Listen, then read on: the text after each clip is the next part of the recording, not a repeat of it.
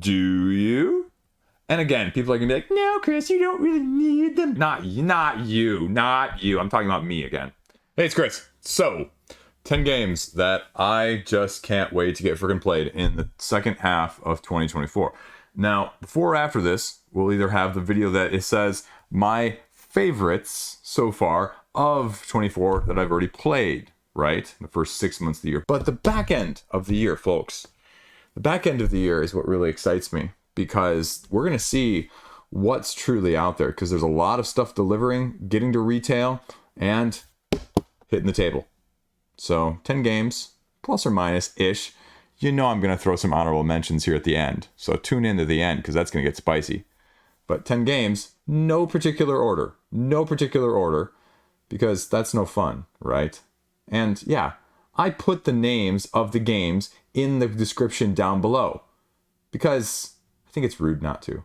Anyway, let's go. Number 1, Arcs. Arcs, right here, right? The time of me filming this, I'm filming this prior to going on vacation with my family.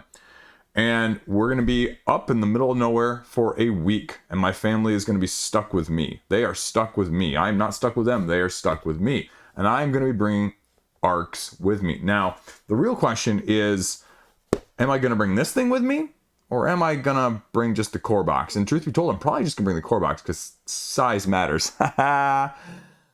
But I also just don't know how they're going to feel about it. And so the craziness of what this brings to potentially the table in terms of the dynamics and the actual gameplay, once you understand things, I don't think they're going to be ready for. I'm going to be like, if I get 3 games in a whole week with them. But I am going with the Hopium that it's going to happen, right? I've got plenty of other plan Bs, plan Cs, plan Ds, but this is, you know, lofty goals. And truth be told, so I don't have a clue. I don't have a clue. This is straight up, straightforward root oath along those lines that if you didn't know what you were going into with this game, man, that's on you. That is on you. You know, it's one thing if it's not doing it well. But if your criticisms are, I don't like it, this didn't do what I thought it was gonna do, that's on you for being, well, an idiot, for buying something that you should have known that you weren't going to like in the first place. Now, it's not always that easy to tell. So again, I'm being a little bit sarcastic, obviously, you know, because again, social media, I have to put the /s just to make sure people know you're joking. But come on now. Come on. There's enough information nowadays. Most campaigns, looking at you, big name companies that don't put out rule books before the campaign is over, give you enough that you can figure out in a gist what's right for you and what's not. So ultimately, am I going to be pleased with this one? This is probably the biggest one on the list that is unknown to me. Because again, I fear that this is going to be more like a sale or fit to print for me. Those are my 2 classic standard go-tos now, if you've heard me talk on this channel, of games that I thought thematically incorporated were going to be fitting of my taste and my style, because in theory they are. Trick-taking, 2 players, cooperative, right? Real-time, tile laying. I love all of those things individually. I do not like either of those games. So that's what I fear about this one. That's why we got to start with it. Now, a bunch of these games, full disclaimer, right? A bunch of these games on this list, I don't even have. A good majority of them I don't have, but I'm either going to be acquiring them because they're that high on my wish list, or I have them coming from crowdfunding, or I potentially have them coming from review copies. So, you know, put that out there. This is not all just stuff I'm backing. This is not all stuff I'm just getting sent to me to hype to you guys, because hype. Hype. No, I'm not that channel. Can't fake it. Marvel United Multiverse, right? I'm an all-in backer. I was really hoping this was going to come before my vacation, because like 2 years ago when we got X-Men, I brought literally every single X-Men expansion with me on this trip and played them all in a week. So I was hoping Multiverse was going to come. I'm going to be throwing money at DC United with the new dynamic changes that they're bringing. Probably not enough, but probably more than enough at the same time. But The question I only have with Multiverse is just like with X-Men, right? How many of those expansions am I actually going to keep? Because I won't keep them all. I will not keep them all. I am literally debating about, after filming this video, going through all of my games on my trade list, finding the lowest retail, sale price, and having it and just saying, here you go. Half price of everything that I want to get rid of. Just get rid of it. Just get rid of it. I would love this room to be completely uncluttered. This room is like, 10 feet by 15 feet, folks. So in case you wonder why my lights are never right or the production never quite... Well, I mean, I'm in a freaking cubby when everyone else has freaking, whole rooms dedicated to things. So I just need space. I could care less about some of the other stuff sometimes. But that's why I'm not going to keep all of these. Because I guarantee that all of them are not going to be as good as I would like. It's been true. Marvel United has a very uneven expansion track record. I have been very happy getting rid of some that I was just like, well, this is lackluster. Okay, peace out. See you later, First Class. See you later, Deadpool. Right? Just not interested in them. Just okay with that. I'm okay with that. That's why I got into this hobby. To play things I freaking love, not collect things I'm kind of okay owning. Right? Whew, that one's striking a little bit close. Next up, you know what? Let's just say I have a type, right? Simon. Death May Die. I got it coming. I got the unspeakable whatever season 3, 4 thing going on, right? And I'll argue that it's still one of the best dungeon crawl-esque style games out there. Period. I'll fight you in the comment section. I'll do a thumbs up. I won't actually fight you. But I would argue that that's great. But it very similarly vibes with Marvel United. And I think that's a good comparison, a good tie-in. Well, I don't know, Chris. Those two things are completely... Hear me out.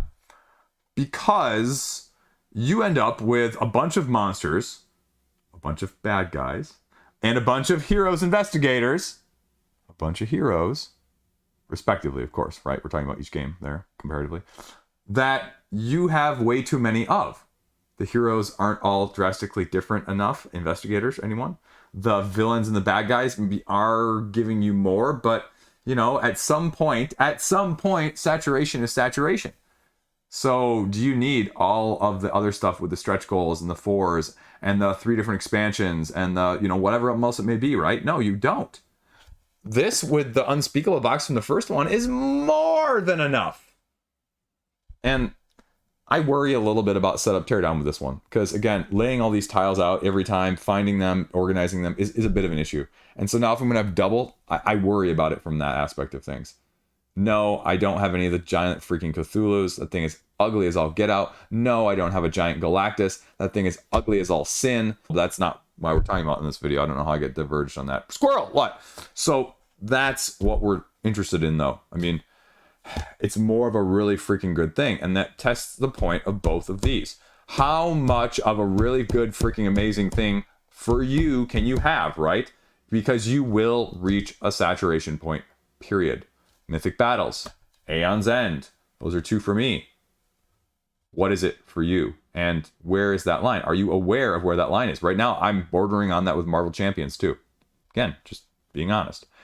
Another game I shouldn't have bought. Another game I shouldn't have upgraded. Another game I don't even know if I'm going to get played. But another game that's going to get holy hype hotness Batman that people are trying to be the first one everywhere on the internet's talking about as well. Andromeda's Edge. Right?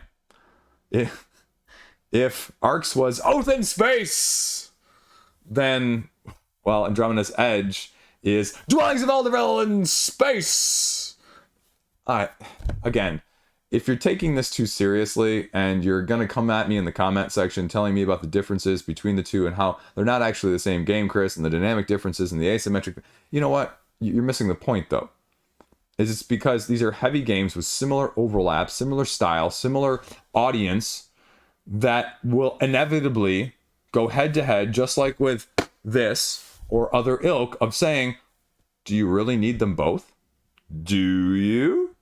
And again, people are going to be like, no, Chris, you don't really need them both. My point being is that they're so similar in some aspects. They're so similar in the play style and the play length and the play interest that inevitably, ultimately, the majority of the time, again, not you though, right? Not you. I'm talking about me again. That you'll play one over the other and you won't play the other one. Right? Am I right? Do you play both of them? Is it different enough? Is it going to make you have a preference for one over the other? Because again, you know that you may have a preference. And when you do have that preference, you do play one over the other. Not because you dislike the other one, but you just like the other one that much more. I shouldn't have blinged this one out. I think I blinged it up all the way. I'm a sucker sometimes for these trays, for these types of games. At the same time, the track record with the majority of the inserts are sitting around me in boxes, I think still, even with the upgraded versions of things, and I know I got one or two of you guys in the comment section who do trays, so I'm not pointing at you guys, but I still feel like a vast majority of the publishing community uses trays for just, again, as everyone knows, right? Delivering the game rather than being practically useful to actually get it played easier. And that's a hill I'm willing to die on that is just still crappy in our hobby as a whole. Anyway, gameplay, asymmetric factions, I don't know. Is it going to be too heavy? Yeah. Is it going to be too long for me to play? Yeah. Did I buy it anyway? Yeah. Am I going to try and get clicks on it? Yeah. Again, transparency, right? Now, I went into it, though, like actually wanting to own it. But I fear, again, like this one, this is probably the second biggest one behind ARCs, that it's going to be more akin to something like Hamburg, right? I have a copy of Deluxe Hamburg. I don't like it. I don't like it. I'd love to sell it to somebody. It just doesn't work for me. I watched the gameplay of Bruges. I said, I think I'd love Bruges as a Euro style of things, slightly up my ilk as a mainly non-Euro person. Because, you know, I've got some. I didn't like it. And that's my fear with this. Not that it's going to be unsound mechanically. Not that, you know, fanboys aren't going to fanboy all over this thing because of how good it is. But just that fit for me. Because, again, it's a big box. I don't have room to store it. And I only want to store it if it's a keeper, a saver. So we'll see. One I got coming my way. Ironwood from Mind Clash, right? Two-player duelings. Not the only one on this list. Right? But I've got a type. And this has more of a MOBA-esque feel. I love the fact that Mind Clash was transparent with their pre-order on GameFound. How long is it going to go? How much has been raised? How many other people are backing it? Give me transparency. Is that too much to ask for? Because we still like to play the marketing shell game. Ooh, how much is it going to cost you? When is it going to be? How much exclusive are you going to get? Where's the rule book? You know what I'm talking about, right? Savings value funded in X. So I don't know how I got on this tangent with Ironwood, but anyway, I think this is going to do something cool. I trust Mind Clash to put something out that is going to be well received on this side of things. So that's my fear with this one, right? I have high expectations. This is probably, so far, of all these games, this being the fifth one, I have the highest expectations of this game above the other four that we've already talked about. Because I know they put out solid games. This is one of my favorite mechanisms and player counts. And I imagine that those two things are going to work together well. And if they don't, I'm going to be a little disappointed. Well, I'm going to be a lot disappointed, to be frank with you. So that's going to be the concern. Is it going to be heavier? Is it going to overstay its welcome? Because, I mean, truth be told, Mind Clash puts out a heavy product first and foremost. And so comparatively to others of similar ilk, the only thing I can think of off the top of my head is sort of like a little bit of, I gotta think of where it is over here, Battle for Baturnia meets like a Wizards of Grimoire style of sort of stuff with a little bit more of the more recent, maybe like Wormwood. I think that these games can be unique, and I think I'm seeing unique stuff when I read through the rulebook when the campaign was live to make me very, very interested. I think it has really high potential, which also means, you know, expectations are this high, which means that the gap when it doesn't meet those expectations could also be a lot bigger. And that's what scares me with that game in particular. So we'll see. We'll see. Marvel Dice Throne the X-Men. Mother of Pearl. Just when you think you're out, I'm getting it all. All the gameplay. All the gameplay.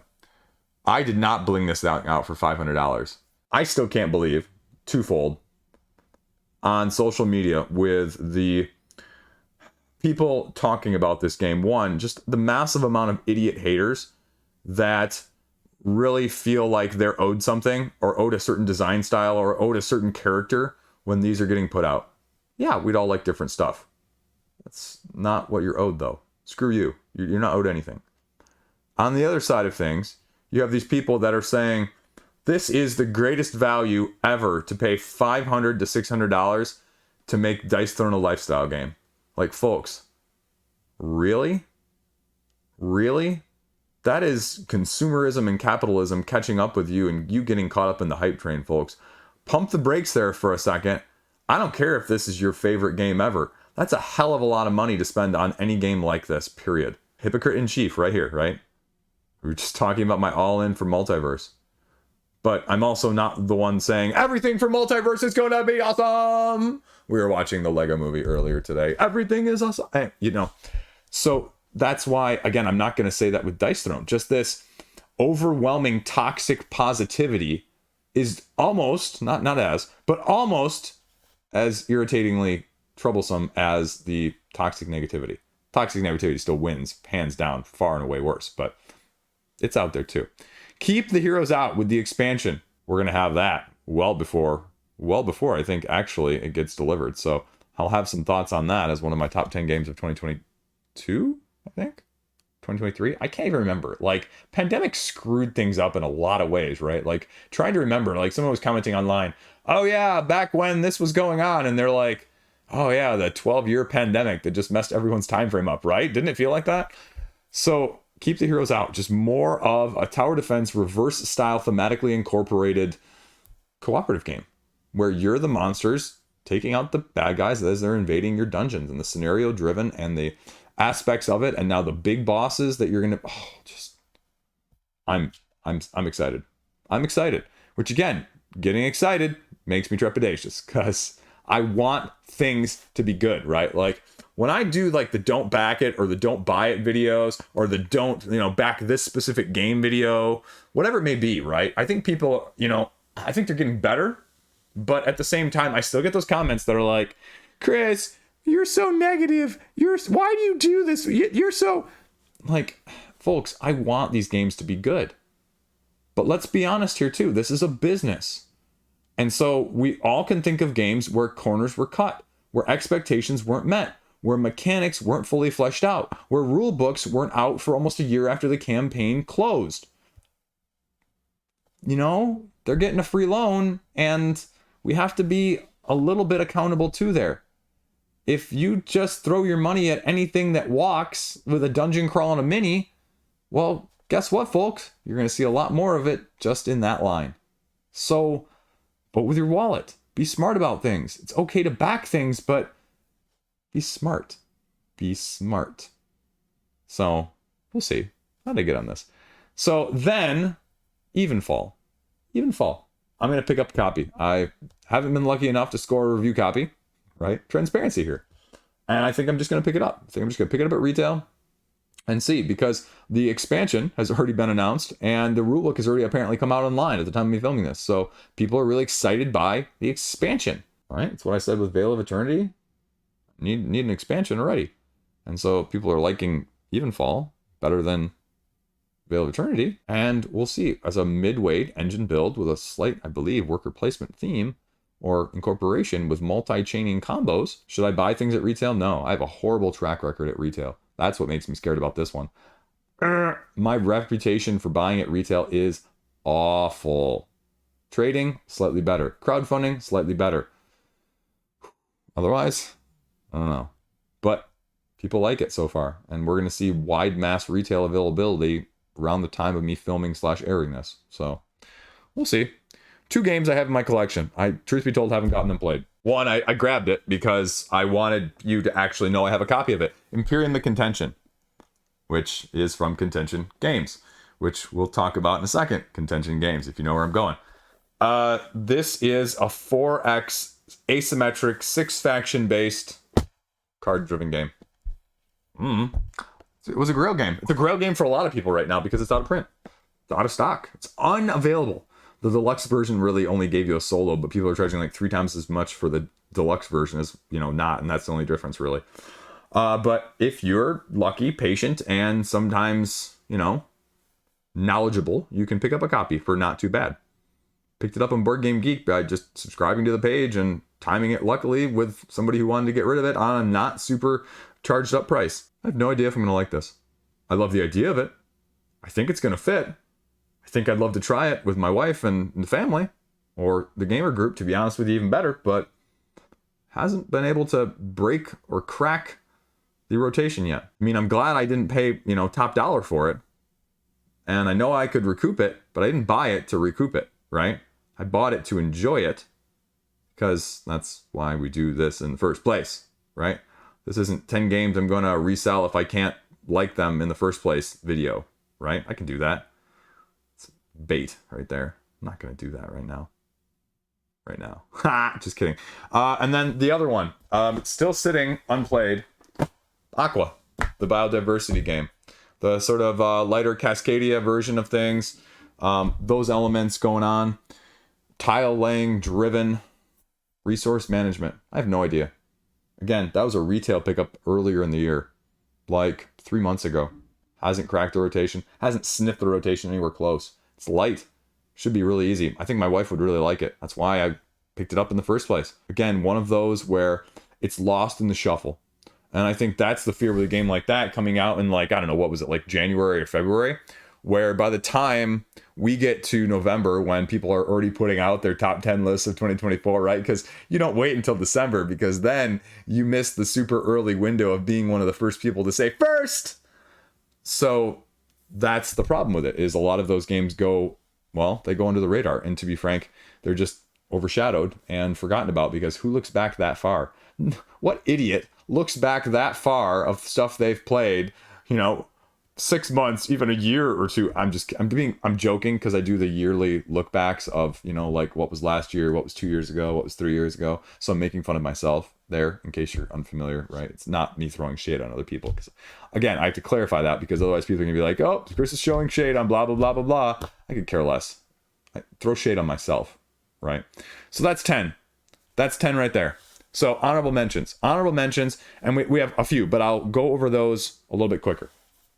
Honorable mention number 1. The other thing that I'm really going to pick up at retail that I know I'm going to love is Bullet, right? The Bullet expansions are coming out in retail in the next month, and I'm going to own them. I'm going to own everything Bullet, period.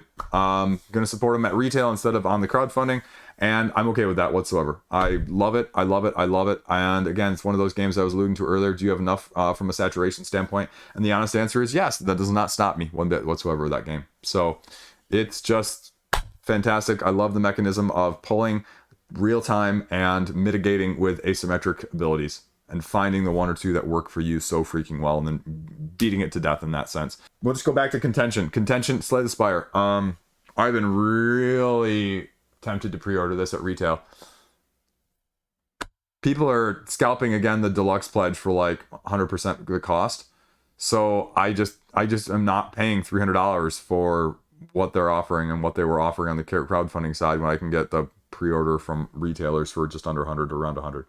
So I'd love to try it out, because again, it's one of those expectations are super high because everyone's loving it right now. Am I going to love it as much as everybody else though? Because again, I still worry about the upkeep factor that the video game does that the card table game can't always replicate. People say they do well, but I just, until you see some of that stuff yourself, right, you always wonder how much external or internal bias is getting mitigated or dealt with or aware of. Because again, I know that when I talk about some of these games, like these 2-player head-to-head duelers, I try and say, hey, look, I'm biased towards these games in the first place. So when I tell you they're amazing, don't listen to me, right? I always put that disclaimer out there. I'm an idiot, so don't listen to me, and don't, buy this game off of my recommendation. Buy this game because you actually think you're going to freaking love it. So again, idiot right here in chief. So along with that, Guilty Gear. The Guilty Gear Exceed season. Heard mixed things about it. Heard the gameplay is fantastic. Heard the production and the graphics design people weren't as happy with. So I'm eventually going to end up with a copy, and we'll kind of see where that goes. Because again, I love Exceed, right? I love Exceed, and I'm outwilling, and I'm willing to overlook some of that stuff for stuff I love, right? See, Puzzle Strike 2 behind me. Aesthetic is not my favorite. That wand is ugh, but the gameplay is bing. Just had a huge bolt of lightning and thunder in the background in case you heard that rumbling.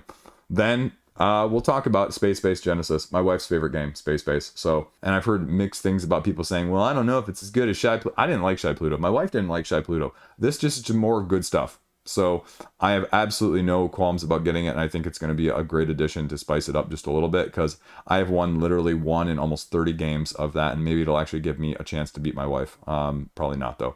Because again, as I always say on this channel, I love playing games. I love talking about games. I suck at games. So literally I'm horrible. Kemet Blood and Sand. Kemet Blood and Sand, I have a review copy coming from Matago, and the modular expansion coming to GameFound very near after hopefully airing this, filming this. We'll see. And so as one of the preeminent area control tech tree war-ish style games, I know, ish, with a revision that people seem to like, sort of how the Cyclades also based their revamping on, where you're smashing in expansions, cutting out the fat, and making it all streamlined into one. Reception's been positive. Is it going to change my opinion on some of the area control style that I just tend to not do as well, or tend to not enjoy as much overall? Because again, I'm always looking for a game that will change my mind on things. And so will this be it in Blood and Sand? Then all the others are upcoming later in the year, and not even sure on the announce date, but most of these are looking maybe like Essen timeframe. King of Tokyo Duel, right? I'm really hoping that this does what Splendor Duel did for Splendor, King of Tokyo Duel does for King of Tokyo, right? I love that game. It is my first gateway game past Catan that I went to a game night on, and people were playing it and they taught us it. It was one game night, like of the 2 or 3 my wife ever went with me, and we both just enjoyed it. And I love that game to this day. I own Dark. I preferably play Dark, but I haven't gotten rid of the original with the expansion, because again, who doesn't play with the asymmetric player powers? You have to, but even then they're not always as balanced in that first one, so that's why Dark ultimately is better. And they put out like a conversion kit for like even darker, which makes the original have some of the dark conversions that make it better as well, but I haven't bought that, so we'll see, whatever. But I'm really hoping that it takes it, because a 2-player duel like that version that Splendor Duel does so well so far, it would just knock it out of the park. And I think my wife would, again, be an absolutely fantastic fit for both of us to play together. Similarly, Star Wars The Clone Wars, the deck building expansion standalone game. Again, everyone was hoping that this was going to be just smash them together, right? It's standalone, so people are a little worried. It allows 2-on-2 play, which is going to be a little bit meh, but you can just still smash them together. But again, like if you don't have a way to mitigate, and you have a deck this big then of Star Wars deck building, you're just randomly pulling stuff off, that's going to make the whole, random shuffle thing of who got dealt what and who got better stuff because of just the draw worse. Is that going to stop me from buying it? Is that going to stop my enjoyment of it? Probably not, but it's not going to be like the critical acclaim or the mass selling out that, Unlimited is getting right now, because they put a lot more work in Unlimited than the deck building one, truth be told. And I guess that's okay, but one of them I can play forever. The other one is, it's a TCG, LCG that's going to have a limited cycle, and the prices are fluctuating all over the place. I'm not talking about that right now. We're not getting into that. Speaking of those lines of things, though, let's just stay with that. Pagan, Fate of Roanoke, I have actually sitting right down here in Shrink. I forgot where I put it, and so I went to look for it like months ago and couldn't find it, because like all the expansions are sitting up over on the top of a calyx behind the camera. And I backed the second crowdfunding from Wormgold, and this was the game that ultimately led me to backing Woodland Wizards from Wormgold, which I was not as big a fan of. Again, a game I surely liked, but a game that had just a few faults that just I couldn't iron out. So this is something I would love to deck construct and then just give my wife one of the decks and say, here you go, and then just mix and match and just have fun with it. And I'm not sure if it's going to be that compatible, and I think it's just a wish dream of mine.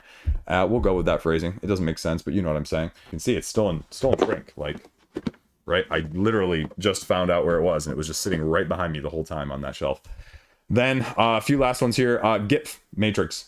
Again, giving new life to new modes, new strategies to several of the GIPF series, which is my favorite abstract series of all time. If you are an abstract lover at all, I highly recommend you look at either Tsar, Yinch, or Zerts. In whatever order, probably Zerts is the easiest one to play. Tsar is the easiest to play with a high amount of strategy. Yinch is hard, and Yinch, I don't know if I've ever won Yinch. Again, I love it. I suck at it. So that is out there as well. Again, sort of Essen-esque release. It was actually supposed to be like end of 2023 Essen, but it got delayed twice. So I think that's about it. Let's go with that. Let's make that the end of the video. Those are my audible mentions. Those are my thoughts. Those are my questions. Those are my concerns, but those are my excitements too at the same time. Let me know what you think. Your comments, questions, concerns down below, and what else you have on your radar for the end of 2024. But that's what I cherry picked, because I could probably talk about this for another 20 or 30 minutes if you gave me time, and I didn't want to make this video 50 minutes long in the first place because nobody would watch it. And you're gonna be lucky if you made it this far in the first place, because I know you and you're me. So there you go. Have a great freaking fantastic day. Stay classy, and I'll see you around, hopefully. And, if you want to, that'd be cool if you'd subscribe to me as well. But watching is pretty awesome too. Thanks.